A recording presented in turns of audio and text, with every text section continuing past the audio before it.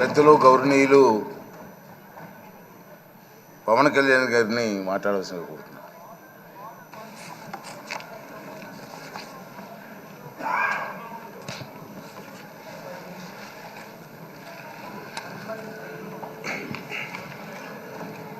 పదహారవ శాసనసభకి ఏకగ్రీవంగా ఎన్నికైన సభాపతి శ్రీ చింతకాల అయ్యన్ పాత్రుడు గారికి హృదయపూర్వక నమస్కారాలు, మీ శుభాకాంక్షలు.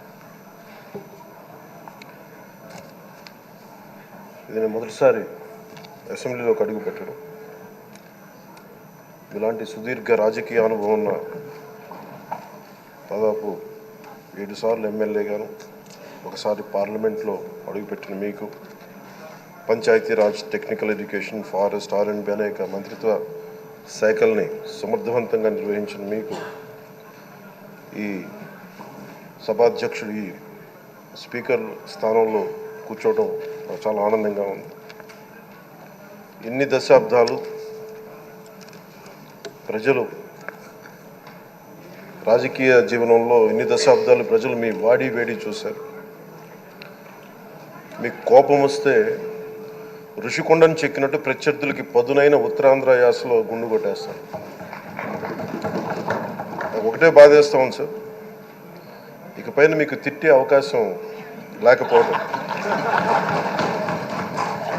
కానీ ఇక మీద సభలో ఎవరు తిడుతున్నా దాన్ని ఆఫ్ చేసే బాధ్యత మీ చేతిలోనే ఉంది. మీరే మైక్ ఆఫ్ చేయాలి. అంటే మా చిన్నప్పుడు నేను చూసేవాడు, ఒకసారి అల్లరి చేసే అబ్బాయిని క్లాస్ లీడర్ చేసేవాడు చిన్నప్పుడు మా స్కూల్లో.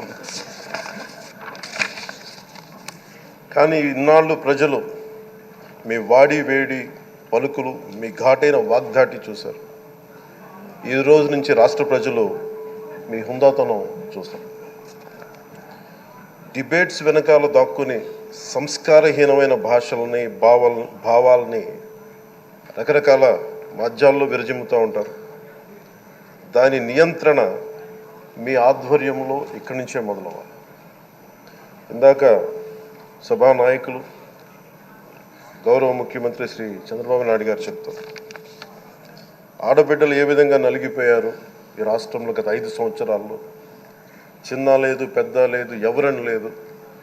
ఎవరన్నా సరే ఒక మాట మాట్లాడితే వాళ్ళని వ్యక్తిగతంగా దూషణ, సోషల్ మీడియాలో వాళ్ళని క్యారెక్టర్ అసాసినేట్ చేయటం, వాళ్ళు పెద్ద నాయకులు కావచ్చు, కార్యకర్తలు కావచ్చు, లేదా వాళ్ళకి ఎదురు తిరిగి ఒక ఒపీనియన్ చెప్పి ఎవరైనా సగటు మనిషి కూడా కావచ్చు, అది ఇక్కడితో ఈ రోజు నుంచి ఆగిపోవాలి అధ్యక్ష.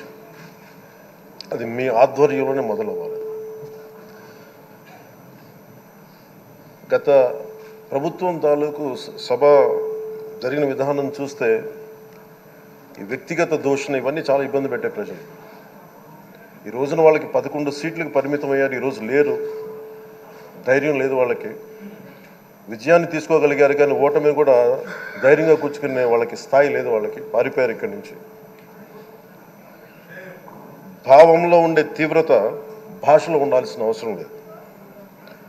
భాష మనుషుల్ని కలపడానికి కానీ విడగొట్టడానికి కాదు. భాష విద్వేషం రేపడానికి కాదు, పరిష్కరించడానికి. ఎంత జటిలమైన సమస్య అయినా, భయంకర సమస్య అయినా చర్చల ద్వారా పరిష్కరించుకోవడానికి కానీ వివాదం సృష్టించడానికి కాదు. ఈ సభ ఉన్నది అందుకు. కానీ మనం చూసింది వాళ్ళ దగ్గర నుంచి బూతులతోటి, వ్యక్తిగత దోషులతోటి రాష్ట్ర పురోభివృద్ధిని ఆపేశారు. అలాంటి సభ కాకుండా ఇందాక మన పెద్దలు శ్రీ గౌరవ ముఖ్యమంత్రి చంద్రబాబు గారు చెప్పినట్టుగా ఇది భవిష్యత్తుకి ఇది ఒక ప్రమాణిక, ఒక ప్రమాణం అవ్వాలి. 2047 వరకు ఇంత అద్భుతమైన స్థానంలో మనకి ఆంధ్రప్రదేశ్ తెలుగు జాతి ఉన్నత స్థాయికి వెళ్ళాలంటే ఈరోజు మనం వేసే ప్రతి అడుగు అది భవిష్యత్ తరాలకు ఒక నిర్దేశక, ఒక టచ్ స్టోన్గా ఉండిపోవాలి, గిట్ రాయిగా ఉండిపోవాలి. ఈ రోజున ఈ సభలో ఉన్న గౌరవ సభ్యులందరూ చట్టాలు చేయడానికి ఉన్నారు, చట్టాలు ఉల్లంఘించడానికి కాదు. విభేదించడం అంటే ద్వేషించడం కాదు, వాదించడం అంటే కొట్టుకోవడం కాదు. ఇవన్నీ విభేదించడం, వాదించడం ఇవన్నీ ప్రజాస్వామ్యానికి చాలా మౌలికమైన పునాదులు. ఆంధ్రప్రదేశ్ ఆవిర్భావం జరిగి అసలు భాషా ప్రయుక్త రాష్ట్రాల ఆవిర్భావమే మన ఆంధ్ర రాజ్యంతో మొదలైంది. అమరజీవి పొట్టి శ్రీరాములు గారి బలిదానం మీద మన రాష్ట్రం పుట్టింది. 56 రోజులు తిండి తిప్పలు తినకుండా నరకం అనుభవిస్తూ ఆయన బలైపోయారు.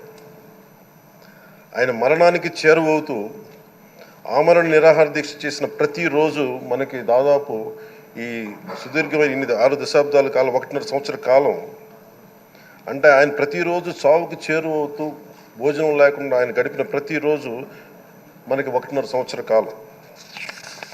అలాంటి నేపథ్యంలో అలాంటి మహోన్నతుడు శ్రీ పొట్టి శ్రీరాములు గారి త్యాగాన్ని కనుక మనం ఈ సభలో ప్రజా సంక్షేమం కోసం మాత్రమే చర్చలు జరగాలి, వాదోపవాదాలు హద్దులు దాటకుండా ఉండాలి, వ్యక్తిగత దూషణకి తావివ్వకుండా ఉండాలి. అలా కాకుండా గత ప్రభుత్వంలాగే ఈ సభని తిట్లకి బూతులకి కొట్లాటికి వాడితే ప్రతి నిమిషం పొట్టి శ్రీరాములు గారి బలిదానాన్ని అవమానం చేసినట్టే. ఒక గొప్పవాడు ఒక మహానుభావుడు బతికినప్పుడు మాత్రమే కాదు, చనిపోయిన తర్వాత కూడా కొన్ని తరాలు ఉపయోగపడతారని నిరూపిస్తారు. అలాంటి కోవకు చెందిన మహానుభావులు ఆంధ్ర రాష్ట్ర సృష్టికర్త, భాషా ప్రయుక్త రాష్ట్రాలకు శ్రీకారం చుట్టిన ద్రష్ట అమరజీవి శ్రీ పొట్టి శ్రీరాములు గారి స్మృతిలో ఒక విలువలతో కూడిన ఒక సత్సాంప్రదాయాన్ని తెరలేపుతూ మీ ఆధ్వర్యంలో ఈ సభ జరగాలని, ఈ 5 ఏళ్ల ప్రజా ప్రస్థానంలో ఈ విలువైన 5 ఏళ్ళు రాబోయే తరానికి గొప్ప భవిష్యత్తునిచ్చేలా, అన్నం పెట్టే రైతుకి, కౌలు చేసుకునే రైతుకి, రైతు కూలీకి అండగా ఉండేలా, మహిళలకి భద్రతతో పాటు ఉన్నత స్థాయికి ఎదిగేలా, ప్రభుత్వ ఉద్యోగులకి భద్రత కల్పించేలా, పశువు పక్షి ప్రకృతి సర్వజనులందరికీ కూడా మతాలకి ప్రాంతాలకి అతీతంగా సుభిక్షంగా అభివృద్ధి పదంలో ఆంధ్రప్రదేశ్ ఆంధ్ర రాజ్యం అద్భుతమైన ప్రగతి సాధించేలా ఈ చర్చలు సాగాలని కోరుకుంటూ, సభాపతి అయ్యన్న పాత్రుడు గారికి మీ ఆధ్వర్యంలో ఈ సభ ఒక సరికొత్త సాంప్రదాయానికి సత్సాంప్రదాయానికి ఇది తెరతీయాలని కోరుకుంటూ మీకు మరోమారు శుభాభినందనలు తెలియజేసుకుంటాను. గౌరవ మంత్రి లోకేష్ గారు మాట్లాడతారు. స్పీకర్గా ఎన్నికైన అయ్యన్న పాత్రుడు గారికి నా హృదయపూర్వక శుభాకాంక్షలు. అయ్యన్న పాత్రుడు గారు అంటే అందరి పాత్రుడు, ఎప్పుడూ ప్రజల గురించే ఆలోచించే వ్యక్తి. అధికారంలో ఉన్న ప్రతిపక్షంలో ఉన్న ప్రజల సమస్యలు ఎట్లా పరిష్కరించాలని ఆలోచించే వ్యక్తి అయ్యన్న పాత్రుడు గారు. అయ్యన్న పాత్రుడు గారు అంటే ఒక పోరాటం, ఒక పౌరుషం. ఇప్పుడే పవనన్న అన్నట్టు క్షణికావేశం కూడా ఉండేది, ఇప్పుడు ఇంకా అవకాశం లేకుండా పోయింది. 1983లో విశ్వవిఖ్యాత నడసార్వభౌమ స్వర్గీయ శ్రీ నందమూరి తారక రామారావు గారు ఆనాడు తెలుగుదేశం పార్టీని స్థాపించినప్పుడు